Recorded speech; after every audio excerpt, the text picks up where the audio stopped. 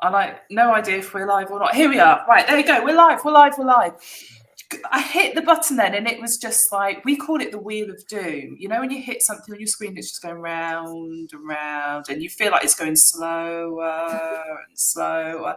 So we have no idea if we were live or not for a minute, but we are, and we are live on YouTube, on my LinkedIn, on the Green Umbrella Facebook page. So if you are there, say hi, basically. And immediately I've got a phone call coming through. I hope it's yeah, I'm trying not to get distracted by that. That's a strange person to be calling me at this time. Totally distracted now. Wow.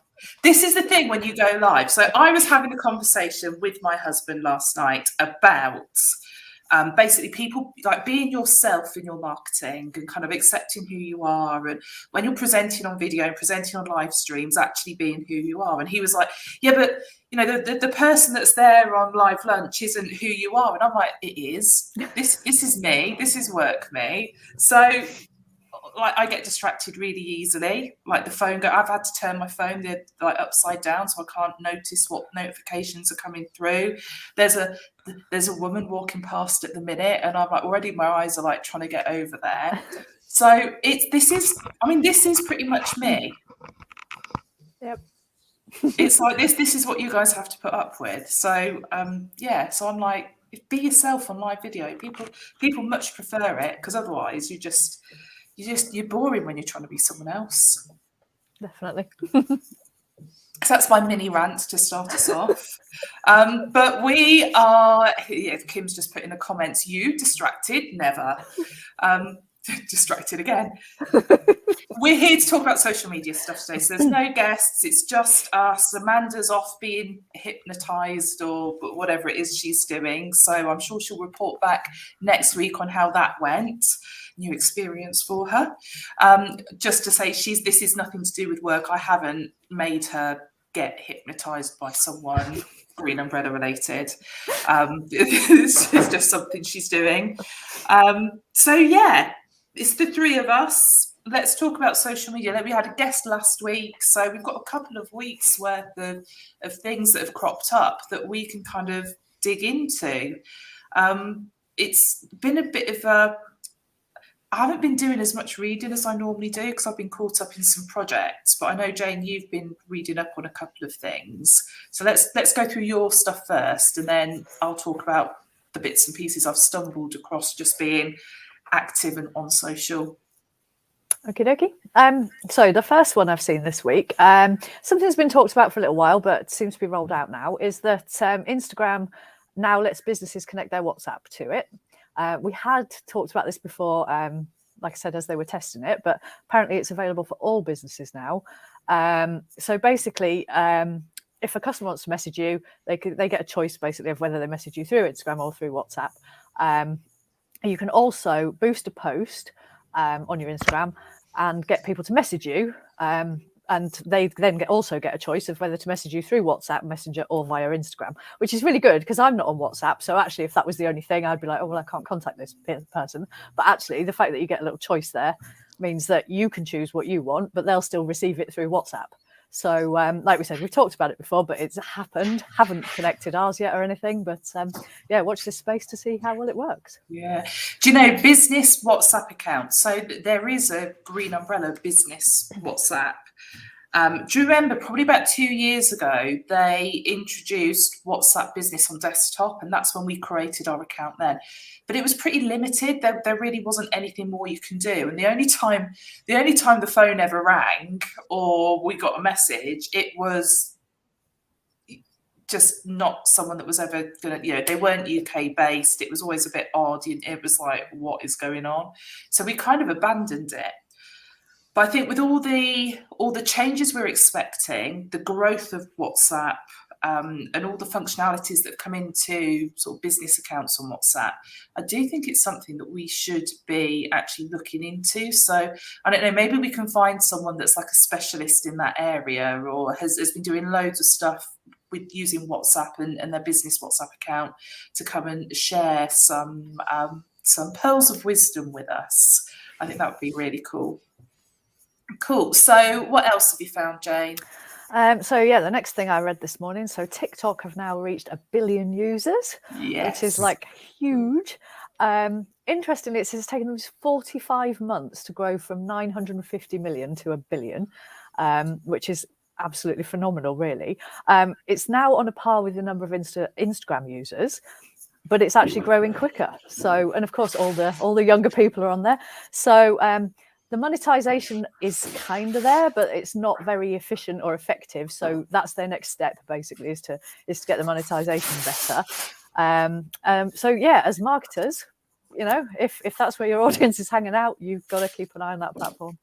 Yeah, and like think about your future audience as well. Like how many social media platforms are out there where you've kind of like you're kicking yourself because you didn't jump onto them at the right time, and therefore you're not that early adopter. You know, and it's kind of like you feel like you're always chasing something otherwise. So if you're like, don't get me wrong, TikTok can suck your time.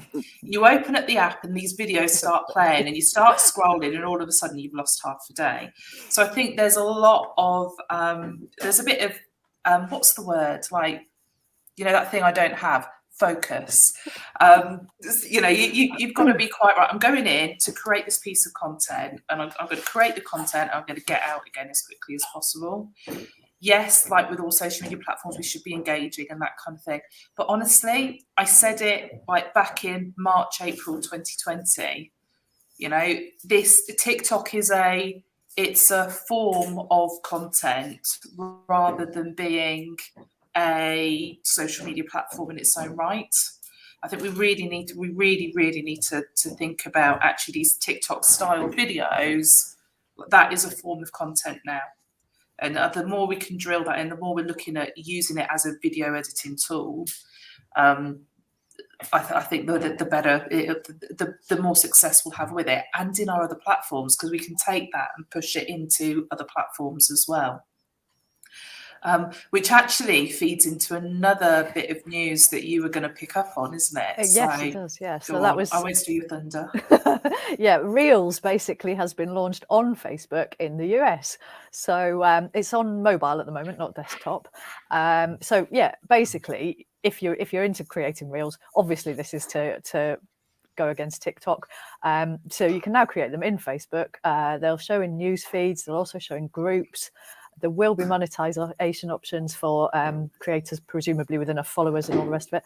And there will be an option to create full screen ads within people's Reels as well. So yeah, they're really jumping on top of TikTok and trying to compete with them, aren't they? Absolutely. And if you think Facebook's got all the monetization stuff there in place already. So although, I mean, I think if you follow like the TikTok blog and the marketers blog and events that they do, over the last 6 months, it's like that TikTok are doing so much in terms of trying to create monetization strategies, trying to get creators on board to create content on that platform so that the audience is there and remains loyal to TikTok. But, you know, TikTok's happened. Instagram developed Reels, which was their version of TikTok, and they've kind of, you know, brought in their monetization features there. And, you know, we are seeing people using this content in other platforms. So, yeah, of course, now this content's going into Facebook. So if you think, you know, Jane said TikTok, that's, you know, all the younger people are there. Well, actually, if Facebook, you know, if Mr. Zuckerberg on his little, you know, platform that he's got there is going, well, we can see this pattern happening. Let's bring this type of content into what is now considered, you know, where the older people hang out. Like us. I'm like, why are we not listening to this? You know, what's the message here? You know, this type of content is working. Now, don't get me wrong. If we look at LinkedIn went, okay, there's this like stories thing going on. Maybe we should get engaged in stories, and they've pulled that now. In fact, today is like supposed to be the last day. So check your LinkedIn app tomorrow, see if stories have vanished from the top. That would be interesting, see if it's happened or not. But yeah, it's like, you know, that things work in different places for different reasons. But in terms of Reels, just the way that they feel, they're very relaxed, they are very social. we're going to see them on those platforms that are more kind of social, that are more kind of akin with that sort of throwaway style content. So yeah, like I hate producing TikToks because I'm too much of a perfectionist, and I'm just like, I'm not creative, like my brain's not creative enough in that way. I don't have the memory to kind of learn all the stuff, you know, like the dances and all that stuff. You were never going to see me doing those things anyway. But yeah, it's like actually spending 15 minutes putting a 15-second video together. You are producing an asset that I think is just going to end up everywhere. It'll be interesting what happens, because they've only released it. So Reels on Facebook, they've only released to a set number of people, haven't they? It's not mainstream, I don't think. No, it's only in the US at the moment. Yeah. But presumably it will come here in the end. Yeah. Cool. Awesome. Anything else on that list of yours, or should I dive into One last mine? thing, actually, in terms of Facebook taking over the world, it's basically the Facebook Metaverse that they're talking about now, which basically is the Metaverse exists already kind of thing, or plans for it do, but Facebook obviously have the connections and the infrastructure to jump on this particular bandwagon, which is basically a huge virtual reality space that spans the world, basically, and you enter it as your avatar, and you can do various things in there, you know, even including, you know, things like playing Fortnite or other sort of online platform games like that, which can also be integrated into this metaverse.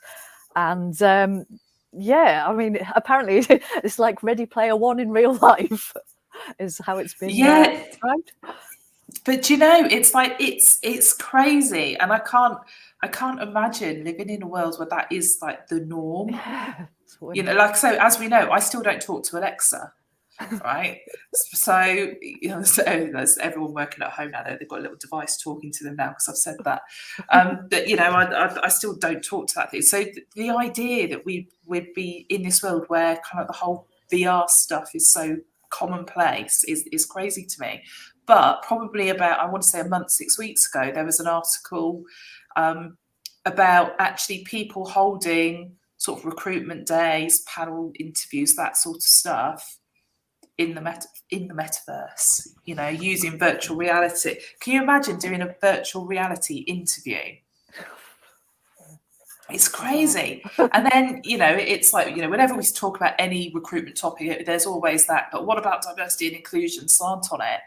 But it's like, actually, if we're creating these little avatars and that kind of stuff, it's like, we're like, what effect does that have on unconscious bias and diversity and inclusion and all those things?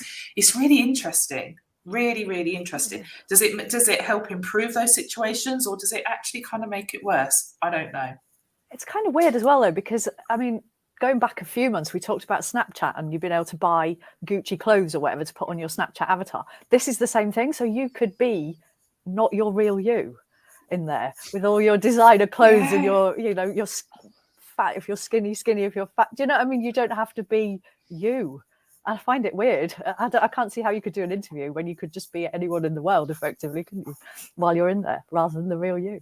It's crazy that when I think about, I mean, we started this, and I know I'm always a little bit like pumped up and crazy at the beginning of these, but you know, I started off talking about being you know, me being me. And it's like, actually, I could create something completely different in that world. But why would I want to? Why would I not want to be like me in that world? And then if you're going to do that, well, why don't we just be us in this world? You know, why do we need things are hard enough in this world? Why are we creating another one? So yeah, it's really, I don't know, it's really really interesting thing. I've got like one hair that's loose, and it is so annoying. I'm like, there we go. All right, so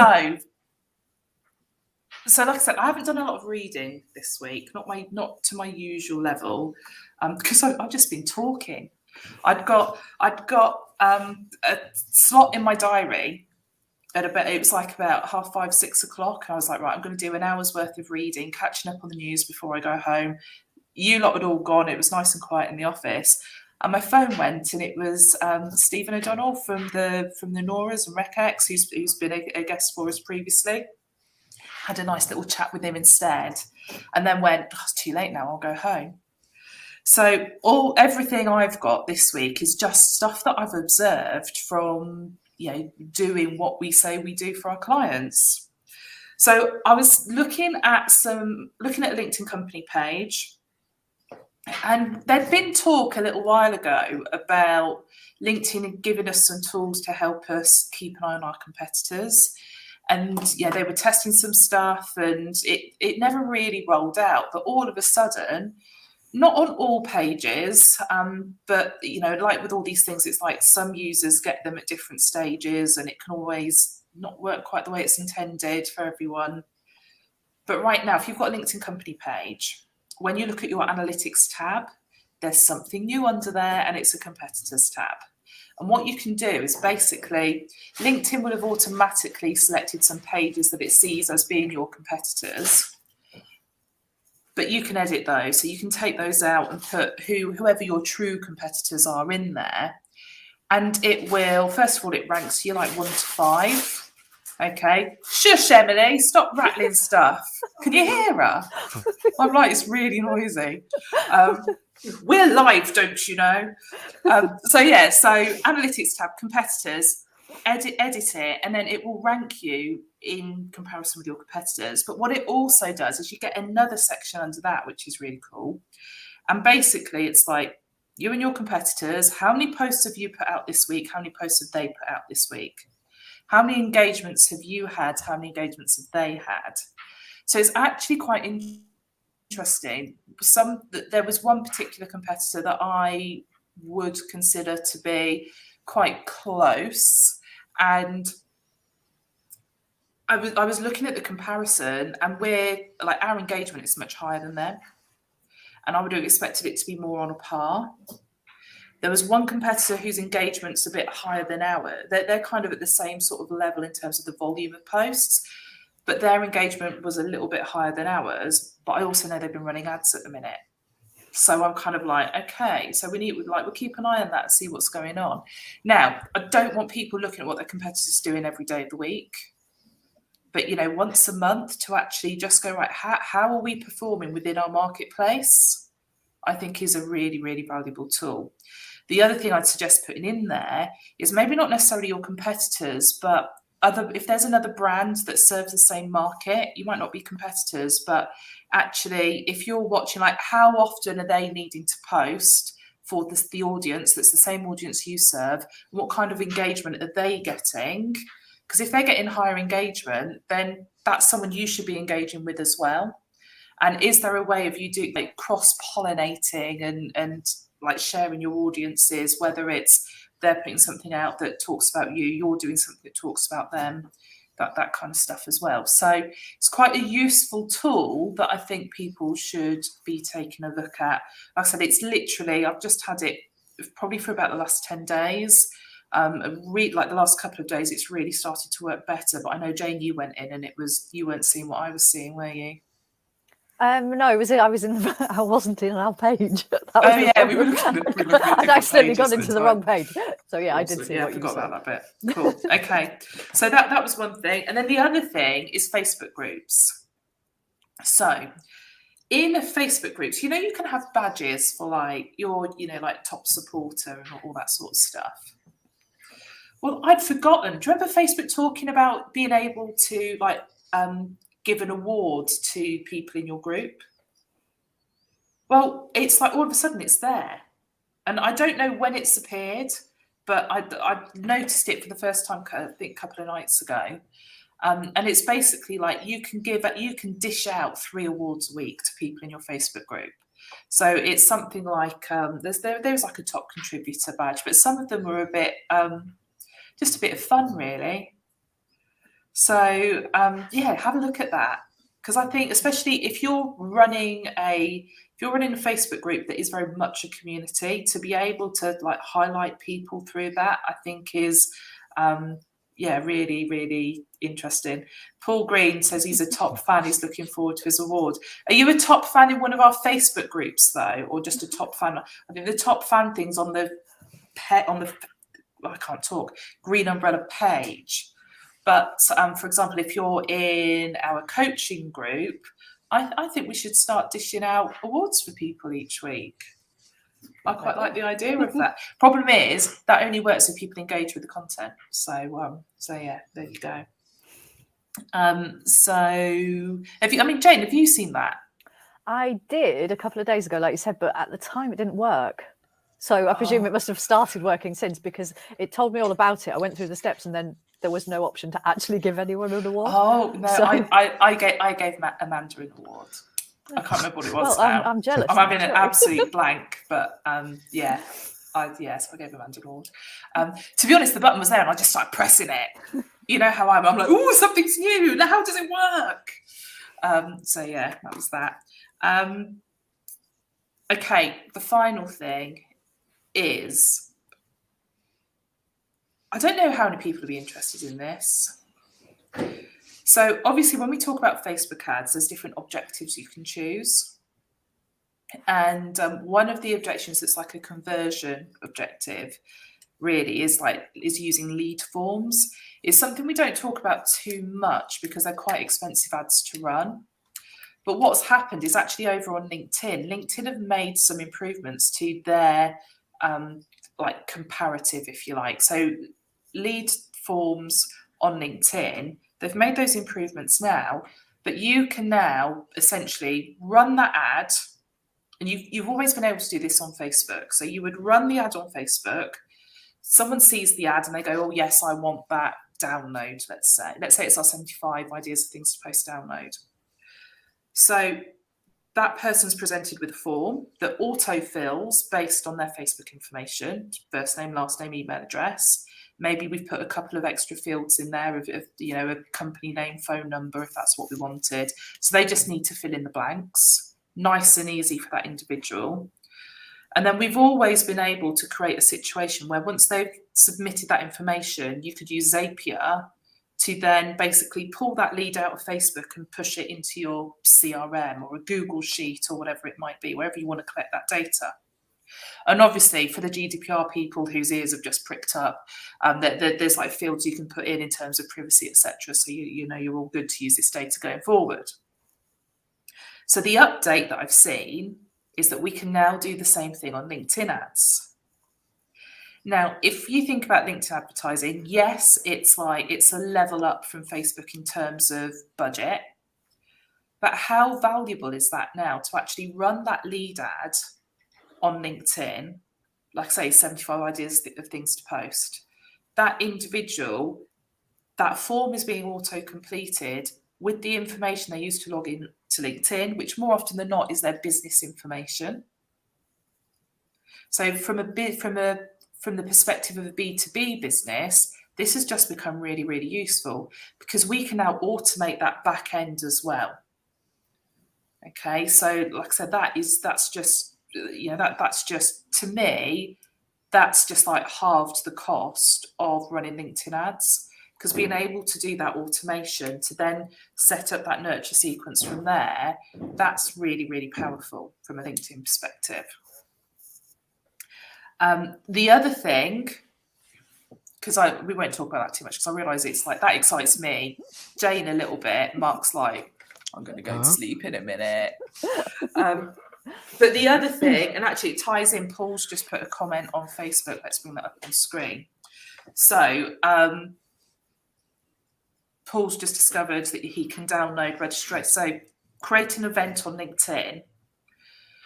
When you create an event on LinkedIn, there's some little features that people don't always realise are there. So first of all, you can create posts within that event in the lead up to that are just for the people that have said that, they're registered, that yes, I'm going to go to your event. So that's great because you can put unique content in there to get people feeling warm about the event, help ensure they actually rock up. But you can also send messages to those people that have engaged with that event, so they're going. So, that in itself, being able to message those people saying, so pleased to say you're coming to our event, just want to make sure you've registered, here's the link. That's quite powerful. Because we've all seen like Facebook events, it's like there's 200 people said they're going to come in and your actual registration's like 53. So that's really useful.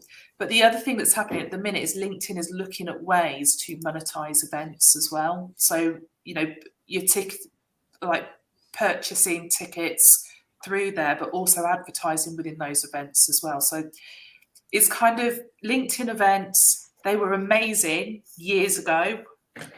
When we had them the first time around, they were great. Anything that works, LinkedIn tends to pull. That's just how they operate. But the events came back in, and I do think they've always been underutilized. But it's like all of a sudden, I think they're working on them. I think we're going to see a shift in those as well.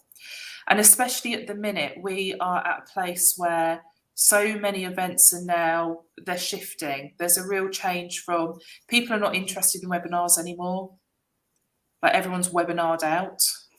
So actually to put something together that is more of a, actually feels like an event, whether it's online or face-to-face or some sort of hybrid, I think that's what we're going to see a lot of next year. And I do think that the social media channels are going to be looking at what can they develop, what can they shift to kind of meet that need.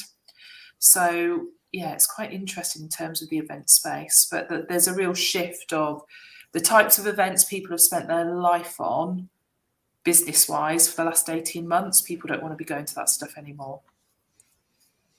So I think we're going to see some changes. But that's my stuff. That's the stuff I've noticed this week. What do you reckon, Mark? I reckon it's been all about events for me this week. So basically this week has been Rec Expo through and through, basically. So it's back Rec to Expo print. is, yeah. So Rec Expo is what is it? The Recruitment Agency Expo. Oh my God, my mind went absolutely like I was starting to say completely the wrong thing. Don't turn up to the wrong thing then. Can I just say this is my second live stream of the day. I've got one more to do, and I'm actually on a full day mastermind I'm literally in two places at once. So I'm allowed to be a little bit like not quite there. But yeah, the Recruitment Agency Expo is next week, Wednesday, Thursday. I'm quite excited. A lot of people are going.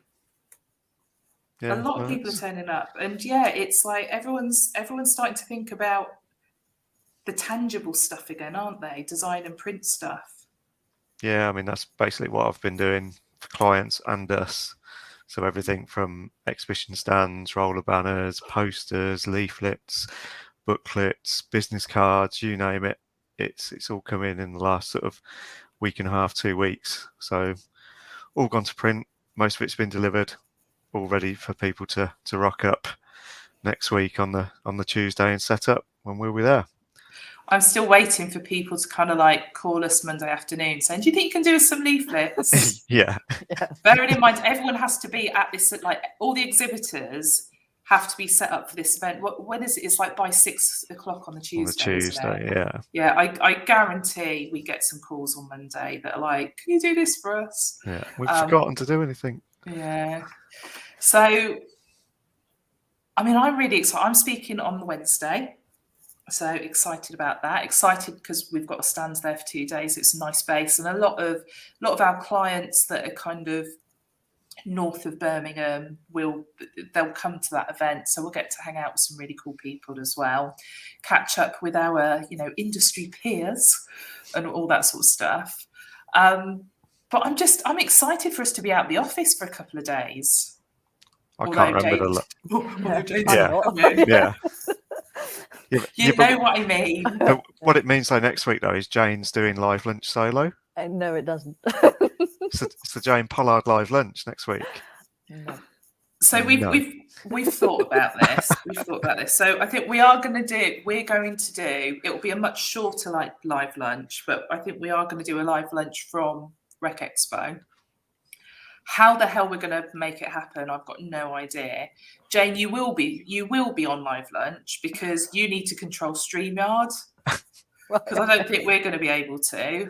We're going to be all on there, like in various corners on our phones. We'll make it work somehow.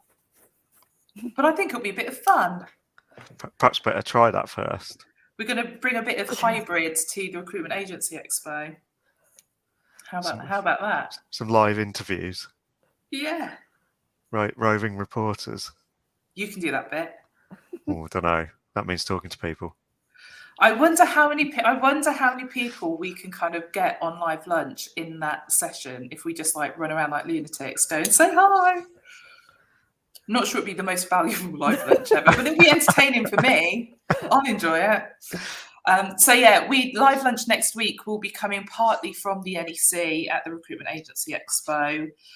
We are expecting every possible technical hitch imaginable, but I think it will be a good learning experience for us, and that's what live lunch was all about right from the beginning. Like, how do we learn together?